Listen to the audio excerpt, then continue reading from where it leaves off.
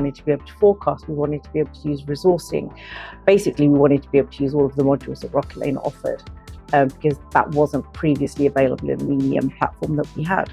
So I think the main challenge that we had with our previous system, we couldn't use the resourcing functionality. It was very clunky, it was very manual, whereas Rocketlane is pretty straightforward. We put our effort in, it flows into resourcing, you can then use it to go forward with your forecasting, which we also couldn't do because we couldn't use the resourcing module that we had. So Rocketlane has really solved that problem. Now we just need to build it out, and we need to just kind of see where it takes us. All the resourcing was done manually.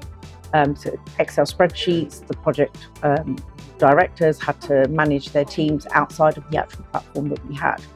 Whereas in Rocketlane, they have visibility of their teams, the team skills. So we didn't actually have any visibility on our time to value. So that's a big win that we now have that with Rocketlane. I think that was one thing that we were definitely missing. And that's a significant improvement already, because I can actually get that data out now, which I couldn't do before.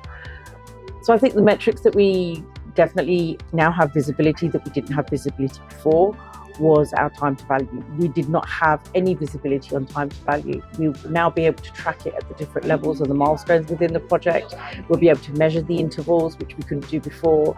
And as for our utilisation, I think, so when we were looking at the different products that were out there, I think the moment for us that we realised Rocketlane was the preferred platform was the fact that it merged two different platforms that we currently used into one.